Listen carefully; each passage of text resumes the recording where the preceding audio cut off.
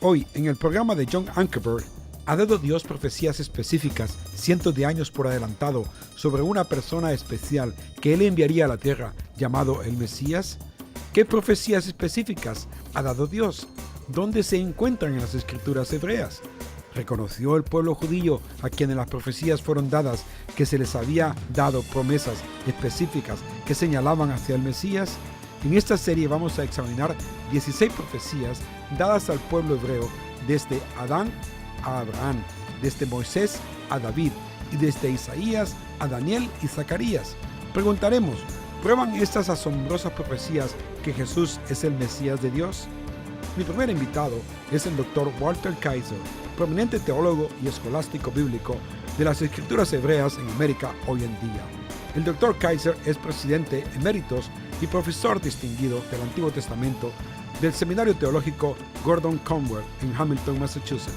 También estará con nosotros el Dr. Darrell Bock. Él es un prominente teólogo y escolástico bíblico de los textos del Nuevo Testamento. Él es profesor e investigador jefe de estudios del Nuevo Testamento y director ejecutivo de asignaciones culturales en el Seminario Teológico de Dallas, Texas. Únete a esta edición especial del programa de John Ankerberg.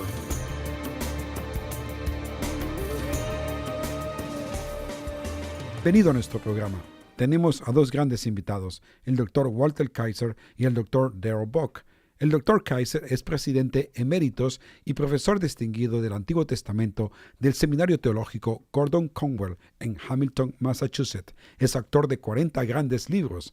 El Dr. Darrell Bock es profesor e investigador principal de estudios del Nuevo Testamento y director ejecutivo de asignaciones culturales en el Seminario Teológico de Dallas, en Texas. Él es autor de más de 30 libros. Algunos de ellos le llevó cerca de 10 años en escribir. Ellos han hecho una gran cantidad de investigación. Estamos muy contentos de tenerlos aquí. Hoy continuaremos discutiendo sobre las profecías mesiánicas que Dios ha dado a través de miles de años en el Antiguo Testamento, las cuales puedes leer por ti mismo. Ellas comienzan de manera sencilla, pero Dios las va desarrollando y se van convirtiendo en grandes y elaboradas según las estudiamos. Ellas nos van dando más información sobre la identidad de la persona que ha de venir, aquel que ha sido designado. Dr. Bock, quiero que nos hagas un resumen para compartir con la audiencia que se hayan perdido los programas anteriores. Danos un resumen rápido de lo que hemos visto y dónde es que estamos ahora mismo. Comenzamos con la simiente. La simiente podía haber sido cualquier varón descendiente de Eva. Y sabemos que esta simiente va a herir la cabeza a la serpiente, que representa el mal presente tal como es representado por Satanás. Ahí es donde comenzamos. Y hemos seguido estudiando hasta ver que saldrá de la tribu de Sem, de la familia de Sem, los semistas.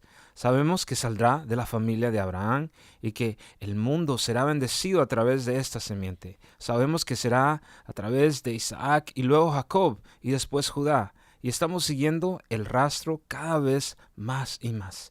Luego comenzamos a hablar acerca de los reyes que saldrán de Israel. Hemos visto que será un profeta tal como Moisés, un profeta líder, quien va a rescatar. Será parte de un linaje que se establecerá para siempre. Y esta persona termina siendo aquel que se sienta a la diestra de Dios, directamente en la presencia de Dios, invitado por Dios mismo, y demuestra su autoridad, su superioridad, aún al fundador de esta dinastía. En una sociedad patriarcal, donde por lo general el honor se le da al antecesor, pero no, en este caso se da al descendiente que ahora está sentado con Dios en el cielo. Aquí es donde estamos en la historia y solo estamos comenzando. Y sí, y si quieres saber las referencias exactas, puedes ver nuestros programas anteriores, donde analizamos esto en detalle, damos las referencias y leemos los versículos. Ahora, hemos de seguir adelante y estamos construyendo sobre esto. Dr. Kaiser, queremos ir a Isaías 9, versículos 6 y 7, donde tenemos algo sorprendente, una predicción deslumbrante. El profeta Isaías nos dice: porque un niño nos ha nacido, un hijo nos ha sido dado. ¿Qué es que se dice aquí? Y la soberanía reposará sobre sus hombros. Y luego, y se llamará su nombre Admirable Consejero, Dios Poderoso, Padre Eterno, príncipe de paz. El aumento de su soberanía y de la paz no tendrá fin sobre el trono de David y sobre su reino, para afianzarlo y sostenerlo con el derecho y la justicia desde entonces y para siempre. El celo del Señor de los ejércitos hará esto. ¿Nos puedes explicar qué está diciendo este texto? Bien, este es un texto sorprendente, pues no es dado al padre Acaz, nos ha nacido. Él es muy directo. Es lo que lo hace muy curioso, porque ha de ser a nosotros, porque tiene implicaciones para nosotros. Así pues, este hijo es nacido y este hijo es dado y tiene la soberanía sobre sus hombros y luego abarca todas las posibilidades. ¿Cuál es el nombre de este personaje? Su nombre es Admirable Consejero. El admirable, que en inglés nos llega de Wunderbarn, en alemán. Wunderbarn, el que hace cosas milagrosas, maravillosas, como consejero. Y él es el Gibor, Dios poderoso. Y él es el Padre eterno. Y aún más, príncipe de paz. ¿Y qué es lo que va a hacer? Él será quien reine en el trono de David, del cual hablamos en 2 de Samuel 7. Y él tiene un reino y un trono y una dinastía que por ¿cuánto tiempo durará? Por siempre y para siempre. Esto tiene que ser en el centro de una amenaza de 2 reyes del norte que están poniendo presión sobre Judá y Acaz. Esta es la palabra de Dios. Porque a todos nosotros un niño nos es dado, y a todos nosotros este hijo nos es nacido. ¡Qué gran promesa! ¿Nos puedes explicar la palabra admirable? Su equivalente hebreo es pela. ¿En qué otro lugar encontramos esto? Sí, esta palabra la encontramos, por ejemplo, en Génesis 18:14, cuando Sara se le dice, y ella tenía 90 años, y Abraham tenía 100 años, y se les dice que van a tener un hijo. Ella se ríe y dice, ese es el mejor chiste que he escuchado. Y el Señor dijo, mujer, te estoy dando mi propia lectura. Mujer, no te rías, pues la risa será sobre ti. Pero, ¿hay algo demasiado difícil, palé, para el Señor? También la palabra aparece en Jeremías 32:27, donde el Señor promete que traerá a su pueblo de regreso a la tierra que había prometido a Abraham en Génesis 12:7.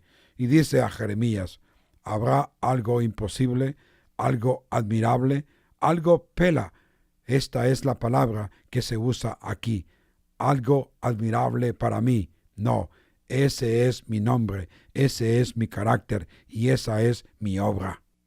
¿Podían los judíos, durante los tiempos de Jesús, reconocer esto? ¿Reconocer lo que Isaías había dicho? ¿Que todo esto hacía referencia a alguien especial como el Mesías? Lo que se estaba formando es una percepción de que Dios había hecho un compromiso y una promesa a Israel de que habría un rey en quien la paz habitaría y en quien Israel podría confiar. Y así, en el momento en que llegamos a la época de Jesús, existe esta expectativa, aunque a veces bastante oscurecida, sobre todo por la figura de un libertador político, en torno al cual habría paz. ¿Sabes?, quien estará muy unido al favor de Dios y a su presencia. Esto ha de ser un momento muy especial. El término técnico es el escatón, que significa en los últimos tiempos, al final del tiempo. El tiempo cuando la promesa vendría. Y así, el judaísmo estaba buscando este tipo de figura en el momento en que Jesús aparece. Y estas descripciones están por todos lados. Ellos están buscando a este rey ideal, en quien y por quien Dios va a obrar. 2 cosas, Dr. Bock. El texto dice que un hijo va a nacer, pero que él va a ser Dios Todopoderoso. Ahora, en el Islam esto no puede suceder. En el judaísmo ortodoxo tampoco, pues Dios es uno. Pero aquí tienes que el profeta hebreo está diciendo que de alguna manera el hijo que ha de nacer le llamaremos Padre Eterno, Dios Poderoso. Sí, creo que lo que está pasando aquí es que los judíos de esa época estaban viendo esto simplemente como una relación muy estrecha entre esta figura humana con la figura divina. Esta relación era tan estrecha entre sí que cuando el vicerregente humano actuara era como que Dios estuviera actuando. Creo que esa es la forma en que lo entendían. Pero para cuando llegamos al Nuevo Testamento vemos todo lo que está asociado con Jesús. Y vemos que Dios hace cosas a través de Jesús que muestran que no lo puedes ver solo de esa manera. Me refiero a algo mucho más profundo. La conexión entre el Padre y el Hijo es una conexión verdadera entre el Padre y el Hijo. Dr. Kaiser, este es un versículo que te deja perplejo. Es difícil permitir que tu mente contemple todas las cosas que se están diciendo en estas palabras. Sí, toda vez que se tiene un hijo que se llama Dios poderoso, Padre eterno, príncipe de paz, admirable consejero. Esto no es un hijo común y corriente. Esto no es lo ordinario según lo que conocemos en el planeta Tierra. Tiene que ser alguien del cielo, y esto aumenta la dificultad para que todo se dé. Es más que probable, pues, de hecho, este no es otro más que el Mesías, el Hijo de Dios. Muy bien, pensemos en esto por un momento. Vamos a tomar un descanso, pero luego vamos a subir un poco el peldaño. Iremos a ver a Isaías y estudiar quién es el siervo sufriente, quién es el siervo en Isaías que se describe en Isaías 52 y 53 y otros pasajes. Quédate con nosotros, regresamos ya mismo.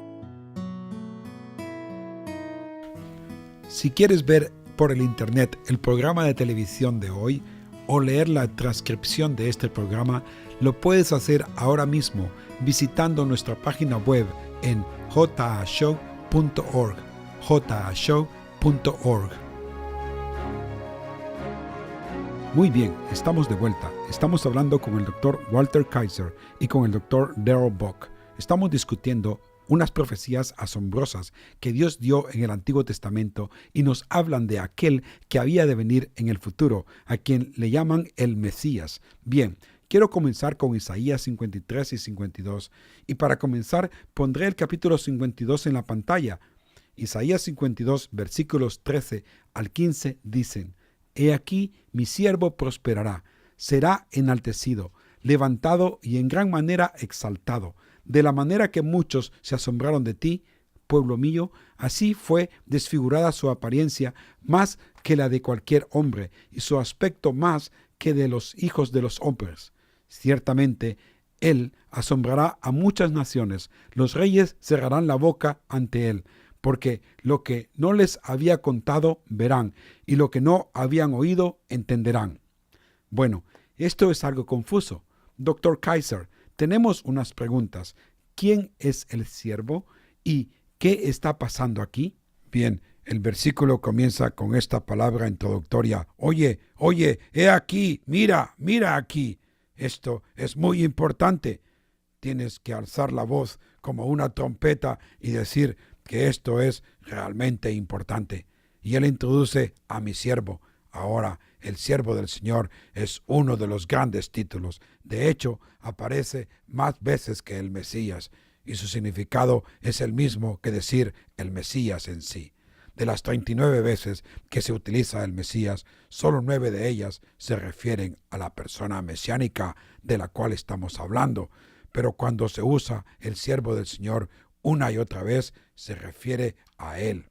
Ahora, el siervo puede representar a una persona o varias. En primer lugar, el siervo puede ser todo Israel, y con frecuencia lo es. No obstante, el siervo se puede ser también un profeta, y el siervo puede ser una persona que ministra a Israel. Por ejemplo, hay lugares donde él dice que la misión del siervo es hacer que Jacob se vuelva a él. Ahora, si el siervo es Israel, ¿cómo puede hacer que Israel se vuelva a él? Tiene que ser una persona diferente para hacer volver a Israel a sí mismo. Este es solo un ejemplo donde vemos que este siervo es un individuo, así como puede ser para muchos toda la nación. Pero volvamos a Isaías 52. Mi siervo va a ganar. Es como un cartel publicitario colocado en una gran conferencia. No te muerdas las uñas. Mi siervo va a ganar. Él prosperará. Se traduce de esta manera en Josué 1, y será enaltecido, levantado y en gran manera exaltado. Algunas piensan que esto se refiere a las 3 etapas de la muerte, sepultura y resurrección, pero no hay necesidad de especular con esto, pues los versículos 14 y 15 hacen lo mismo, y luego el versículo 15 también lo dice. El versículo 14 se refiere a la primera venida de nuestro Señor. Él sorprendió a la gente, estaba alarmado al verlo. Mira cómo está de golpeado. ¿Por qué? Porque fue desfigurado más que cualquier otro hombre. Así es la crucifixión. Pero Él va a alarmar y a sorprender a las naciones, pues reyes se callarán la boca, porque estarán aturdidos por lo que nunca se les había dicho que iba a suceder. Viene el día cuando Él vendrá como Rey de Reyes y Señor de Señores, pero lo que vemos aquí es solo el comienzo. Vamos a ver algunos acontecimientos tristes, pero tienes que conocerlos. Pero después de esto, Él va a ganar, Él prosperará. Pero así como en su primer advenimiento parecía todo oscuro, todo iba mal, pero de repente, ¡aleluya! Mira lo que pasa, Él triunfa sobre todo en el versículo 15. Dr. Buck. Bueno, este es un caso en el cual vemos lo más alto para luego ver lo más bajo. Y lo que estamos viendo es que se anuncia la exaltación al principio, pero luego se nos describe esta figura de una persona que está desfigurada. Y tenemos esta pequeña transición que aparece de repente. Y es tan rápida que muchas personas se lo pierden. Uno de los aspectos más alarmantes respecto a Jesús para los judíos es la idea de que el Mesías pudiera sufrir. Ellos no pueden reconciliar estas dos cosas. No hay manera de colocar esos dos aspectos en una sola frase. Pero, de hecho, lo que tenemos aquí y en todo este pasaje es la presentación de una persona que sufre la injusticia. Alguien que representa a Dios. Alguien que lleva el pecado en nuestro lugar. Alguien que está totalmente desfigurado y completamente rechazado. Y sin embargo, esta persona rechazada es la figura exaltada. Así pues, podemos ver su exaltación después de ver su desfiguración. Dr. Darrell, tenemos una buena racha y queremos ver 5 secciones que tienen que ver con el siervo. Hemos visto la primera, ahora vamos a ver la segunda sección. Y tú llamas a esta parte el desprecio del siervo. Lo que Dios predijo tenía que sucederle. En lugar de leerlo, ¿por qué no nos explicas este versículo a versículo, palabra por palabra, comenzando con el versículo 1 de Isaías 53? Sí, tenemos el misterio del siervo en el capítulo 52. Ahora estamos en el 53 y aquí la Biblia hebrea comienza. ¿Quién ha creído a nuestro mensaje? ¿A quién se ha revelado el brazo del Señor? Y comienza diciendo, creció delante de él como renuevo tierno. Habla de su rechazo. Y él crece como raíz de tierra seca. Y podemos decir que es una persona del campo, que no es más que una persona común y corriente.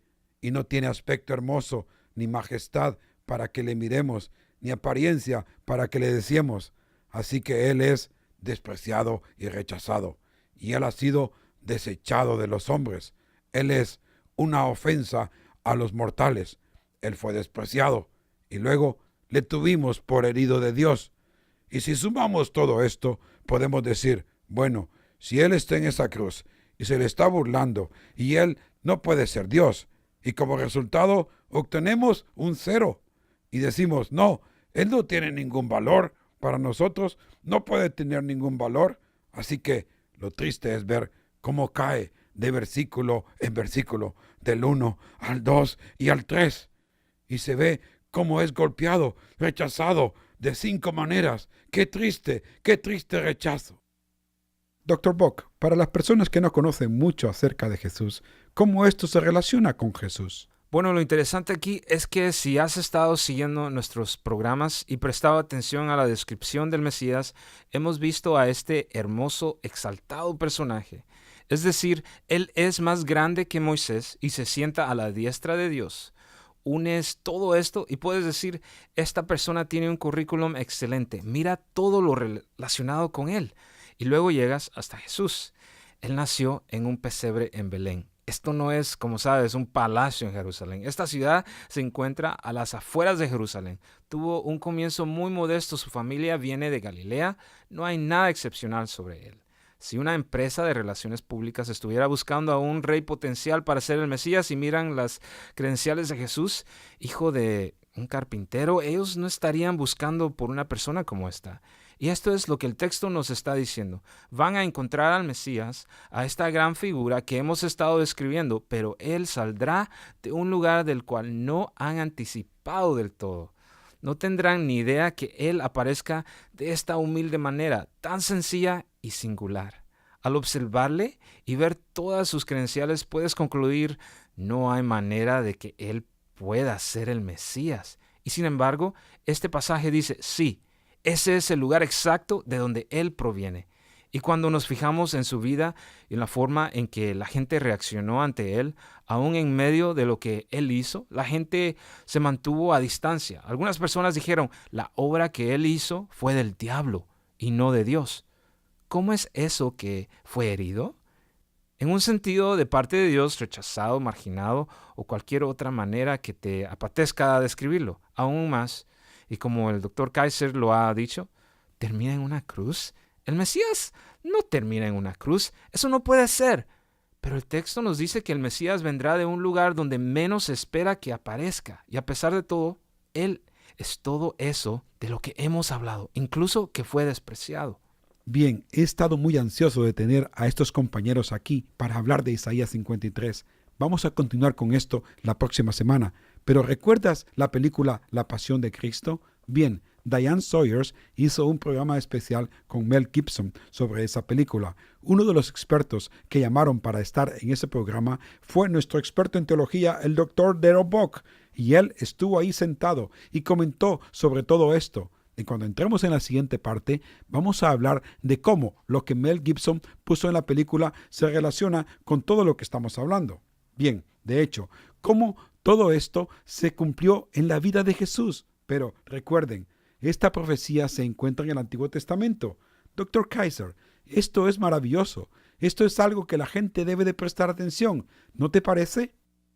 Sí, y mucho. Y esto nos conduce de manera natural al corazón de todo este tema, la cual es la tercera sección y comienza con esta declaración maravillosa. Todos nosotros nos descarriamos como ovejas, nos apartamos cada cual por su camino. Ahí está el instinto general de la depravación y también el fracaso individual de cada uno de nosotros. Mas, sin embargo, aquí estuvo el Hijo de Dios y no le reconocimos para nada. Sí, estas son cosas increíbles. La próxima semana vamos a continuar con todo esto. Invita a tus amigos a que se unan a esta discusión que estamos teniendo. La próxima semana seguiremos analizando este tema. Será de mucho valor que te unas a nosotros. Estaremos hablando acerca de la expiación del siervo. Espero que te unas a nosotros. Para que puedas comenzar una relación con Jesucristo, visita nuestra página web y selecciona cómo aceptar a Cristo como tu Salvador.